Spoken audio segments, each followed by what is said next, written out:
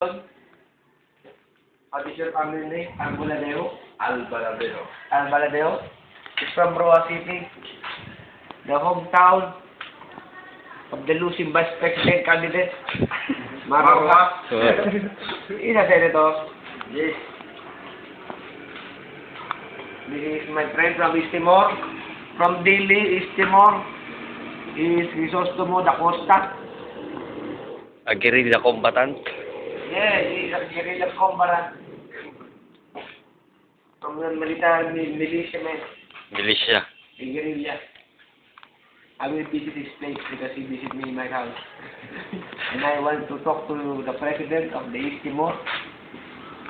I will visit his office. And I'll bring the flag of the Republic of the Philippines. The moment I shake the hand of the president of the East Timor, of the Republic of East Timor. Because I'm proud to become, I'm proud to be Filipino. And I will tell your president, that is my dream. And you will be the first man. To become the president of the Republic of the Philippines. Yes. I'm 35 years of life. And then you will... I'm 56. The moment I become the president. And I will tell this story. And I hope you, Senator of East Timor. So, Prime Minister. you will become the first man. He's good. He knows everything. You will become a first man who step in East Timor, right? Yes, yes, yes. A Filipino man. No. I'm not an astronaut.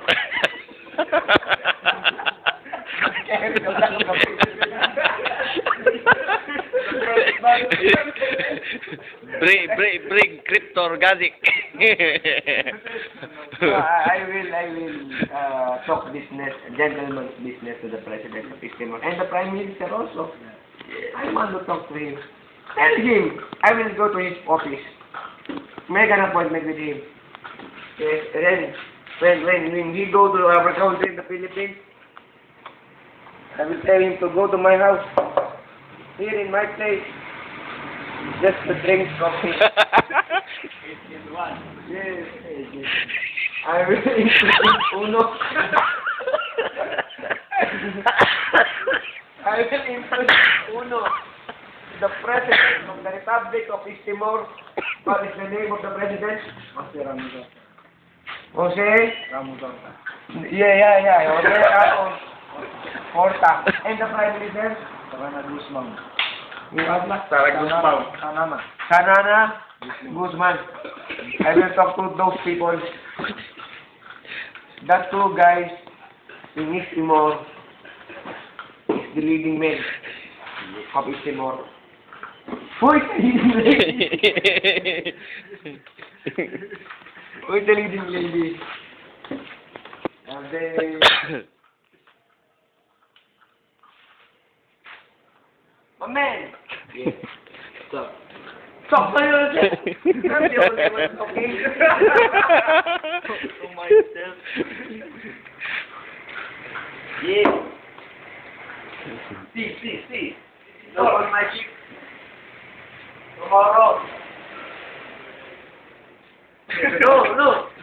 James Bond, tomorrow never dies. Ninong, tomorrow never write back. James Bond, tomorrow never dies. Ninong, tomorrow never write back. Tama. Because I'm driving my James Bond thing. Yeah. Mr. Oliver Chua will text me first thing in the morning, and I will wait for that text message. And the text message goes like this. Ninong, kunin mo na auto sa lugar ko. You can get your car in my place. Yes. Oliver Chua doesn't know how to speak English. No. Because he's Chinese. Gong hepat, soy. Ni hao. Ni hao. Manok. Ni hao. Yun po ba? Inihaw ba? Who killed Magellan? Lito Lap. Letter L. What's the name? Sirit. Lito Lapid. No! Ulit. Lito Lapid. Marami sila, marami. Where have you been? Take a look. Oh, the man over there. Sleeping. His name is Marlon Ilaw. Manong Trojan. Because tomorrow, yes, 9 o'clock in the morning, the office is still closed.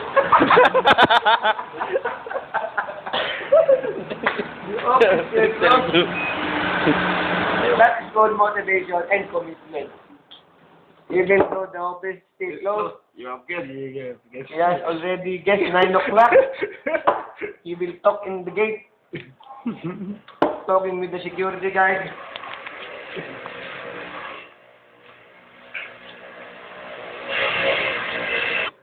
April. That is my birthday. Yes. April 19 is my birthday. April 19. Yes. The birthday of the late president, the former president, who get in jail, President Joseph Estrada. No, Joseph Aquino. Joseph Aquino. You mix the name. Put that on Facebook and YouTube. You Chum. the President of the Republic of China. What can I do? No, I'm not the president of the Republic of China. Who is the president? You! You. Who is the president of China? You! No, I'm not the president. Who is the president? You. I don't know. President of China. I want to talk to the president of all the countries in the universe. Yes. I will tell them I will become their colleague someday. I'll be one of the president of the Republic of Alger Kentaga will be the president of Totoda. Toda.